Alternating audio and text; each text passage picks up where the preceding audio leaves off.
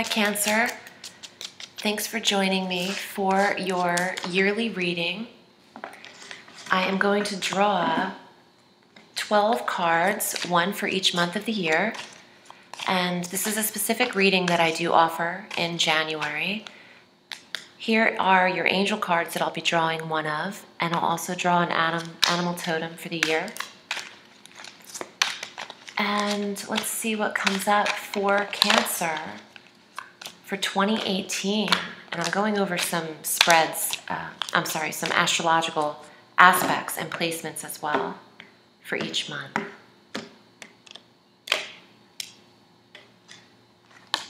January, the Magician. February, Justice.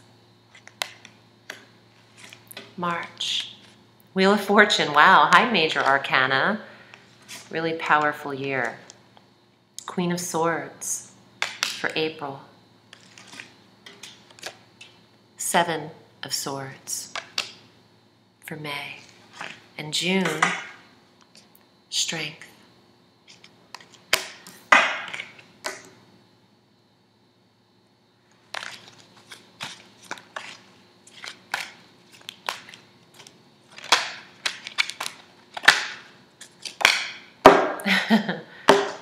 These cards are feisty.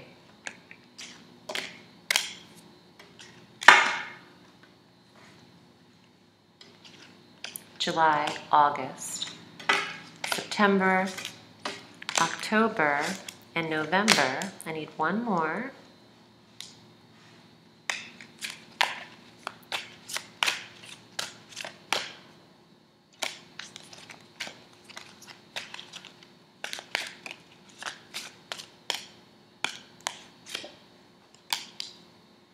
December. Cancer, this is very powerful on top. You're starting January in eclipse season with the Magician. You start the year having all of the four tools that you need, all four elements, all four suits, the cup, the chalice, the sword, the wand, the coin. To start your endeavor creatively, emotionally, passionately. We have our full moon on the 1st at 11 degrees of Cancer in your first house. You are the initiator this year. You're a cardinal sign anyway. You are an initiator. And on the 31st, the full moon total lunar eclipse at 11 degrees of Leo in your money sector. This coin right here is what I'm drawn to. Also occurs. So you are invested in something powerful in the top of the year. The Magician is the first major arcana card that has a number on it. The 0 is the first one, but number 1, the full moon on the 1st, number 1, Cancer, in Cancer. This card suggests that with all of your wisdom and skill, you can harness energy into force, and force into power for the benefit of mankind.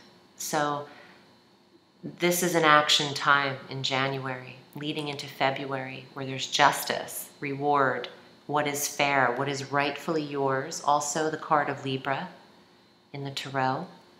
But in February, we have our new moon solar eclipse at 27 degrees of Aquarius in your 8th house of shared resources. The money sectors are hit. And there is fair play is what I'm getting in February. Justice bodes well upright if you have pending legal battles, if you are in a settlement case or you're in a divorce. February is where you could see closure in shared resources, property, landlords, settlements, investments, what is owed to you, who pays you. It's a month of getting paid. And your rights are protected by her word in justice. The scales weigh in your favor. Claim your time, claim your innocence in February. Heading into March, where Wheel of Fortune is present, and this is so trippy, but I'm doing these readings in order. So I start with Aries and I'm going through Pisces. Well, if you go back to watch Aries, this exact card falls here, and I say, watch this card start to fall here, because in March, in this third month, Jupiter, the planet that represents the Wheel of Fortune in the Tarot, goes retrograde. And Jupiter retrogrades on the 8th of March in Scorpio, in your 5th house of creative endeavors, entrepreneurial risk-taking, the house of lovers, the house of true love and romance. Also, in March on the 22nd, Mercury goes retrograde in your 10th house of career in Aries. So this is a time for stepping off the gas, even though it's upright. That's positive. Positive, you could still earn. But you don't want to push forward with a lot of action while Mercury is retrograde, because you have to redo what you started often. And look forward to April, when Mercury, the swords, this is the Gemini female, the Queen of Swords, and Libra and Aquarius. But when this is a mercurial card, upright, when Mercury goes direct, on the 15th of April is the time for direction again and forward movement. Divine timing is around March for meeting someone. Also, luck is with you in that month. The Queen of Swords in April suggests communicating better, saying what you mean.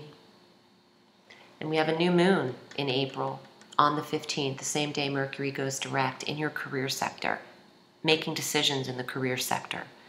Standing up for what is rightfully yours is what I'm getting here too. You have to prove yourself a little bit here, Cancer, but you get it. You are determined, and you are the Queen of Swords. You cut right to the chase, and you are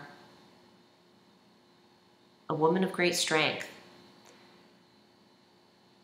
There's independence to the Queen of Swords, and you can forge your way in the world in April, after the 15th especially. Now in May, this doesn't surprise me either. This is the only card that's a little bit, agitated, and I can see why. The Seven of Swords is a little burdensome. It's partial success. It's coping. It's dealing with a little bit of an authority energy, oppression, but wanting to get something done, and you have to leave a few things behind. You're trying to get as much done as you can. But in May, Mars, the planet of agitation, enters your 8th house of shared resources through November 16th. So, oh wow, there's a fly in here. That's no bueno. You have Mars in this sector in May, in the sector of aggression in the 8th house. I'm sorry, not the sector of aggression, the planet of aggression in your 8th house through November 16th, starting on the 15th of May until this energy. Mars will be in this sector in the 8th house. So other people's money, even in your intimate situations. It's a sexual placement though. It's strong for intimacy and sexual activity. But when it comes to work and maybe who's investing in you, there could be a tone of agitation. You want this all to happen very quickly, and it might take some time. Going into June, you have strength. So look at this major arcana stuff here. You've got that strength that you need, not just in career, but all facets. Halfway through the year in June, Mars is going to retrograde in this 8th house. So this could draw in sexual partners from the past. For Cancer, this could also be that your stamina and drive is reviewed in the 8th house, and you're rethinking how you're investing your money, how you're investing your time, and who is investing in you.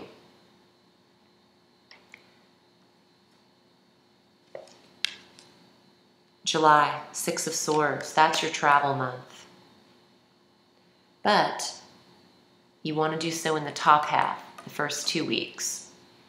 You're strong here too in your health. I want to go back to June. Your health is very stable, and you're vibrant. You could be physically active, and taking care of your physical self. July, Six of Swords. August, the Fool.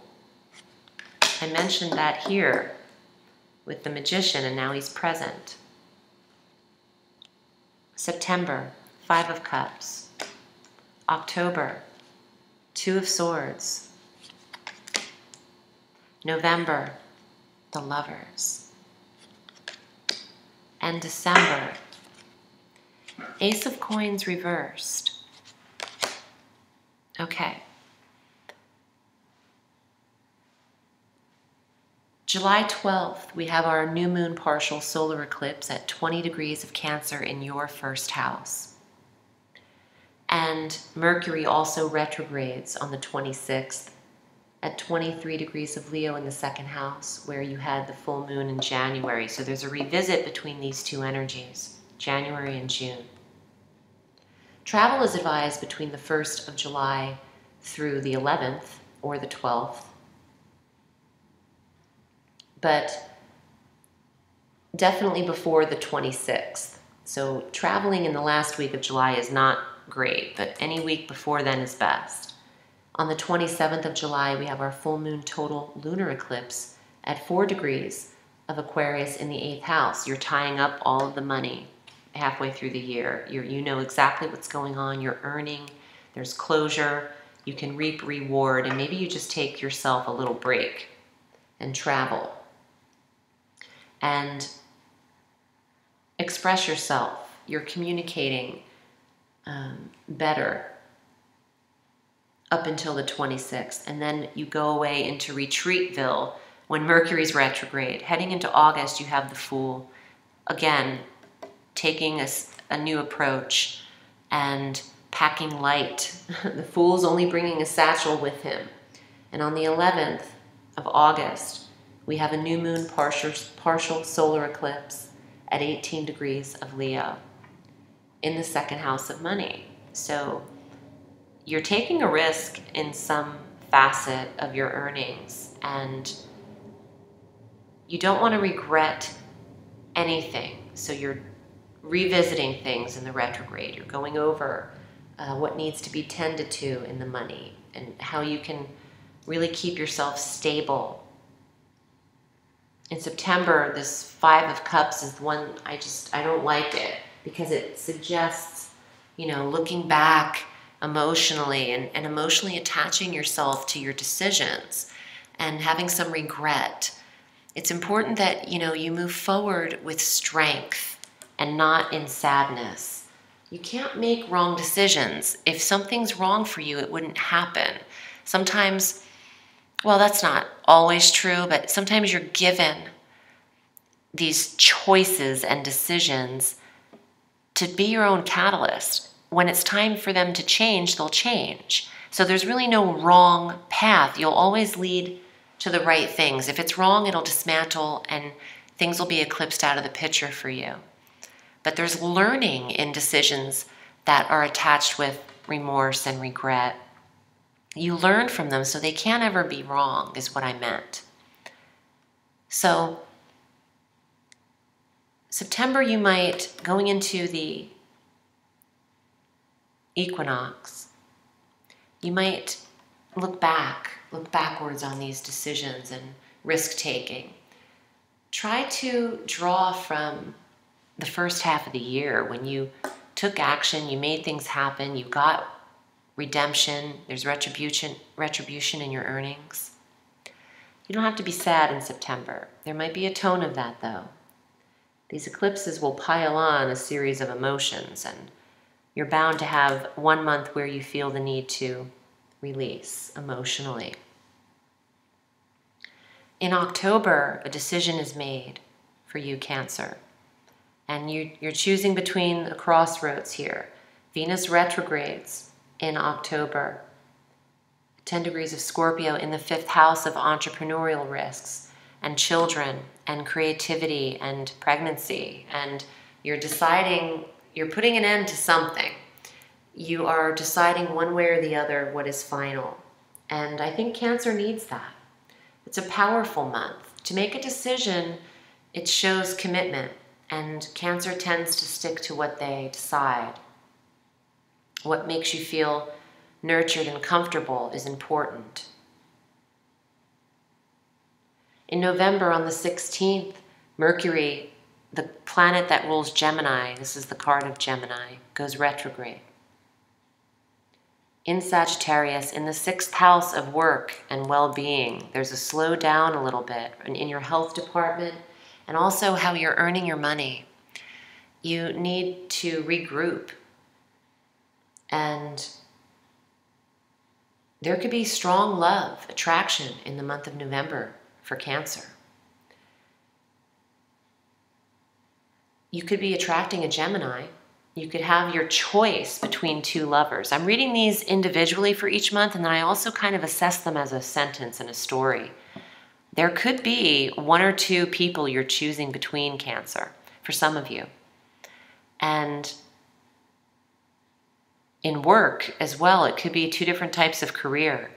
And in December, you didn't get an offer that you thought, so you're making your decisions accordingly.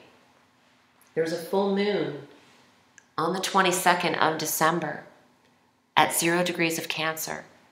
There's a full moon in Cancer in January, and then you end the year, the full closure, full moon, at 0 degrees of your sign in your first house, closing the door on one thing or another. Cancer is definitely deciding in 2018 the direction of your path, and you're going for it. You're making changes. Could be work-related strongly because of the coin card at the ending. But you also have a decision regarding love. So it's going to apply very differently for each Cancer. Please, if you like a private reading to go over this with just you, we can do that as well.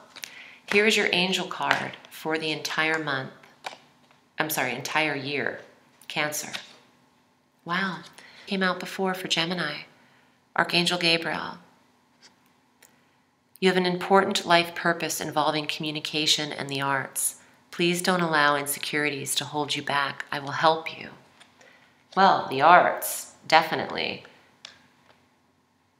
There's the magician that starts the year. And you are strongly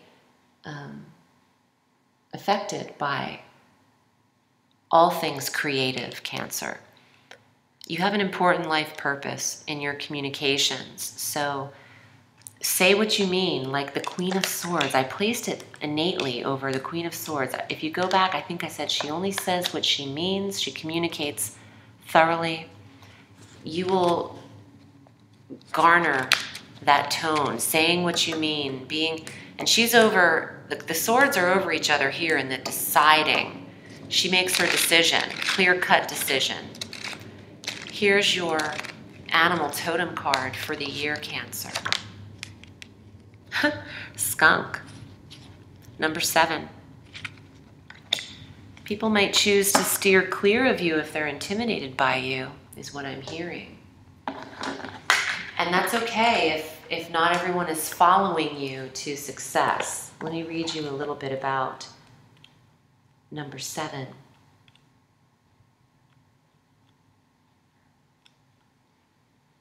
Go ahead and laugh. This furry little animal has a reputation that contains a great deal of power. Due to its distinctive behavior, humans give this tiny, smelly creature a wide berth. The key word here is respect. Unlike other predatory animals, skunk does not threaten your life, but threatens your senses. You know this to be true if you've ever been in the vicinity of its spray. So people might back off from you when they're intimidated, like I said. And that's a good position to be in. It holds a sense of power, strength. Magician, justice, Wheel of Fortune. Queen of Swords is a strong queen. She's the only queen that people don't really want to fight with. They will lose. Trust and believe. Cancer, I hope that this was beneficial to you. I'm wishing you a beautiful 2018. Thank you for choosing me for your readings. And remember, the sky is limitless, so reach for the stars.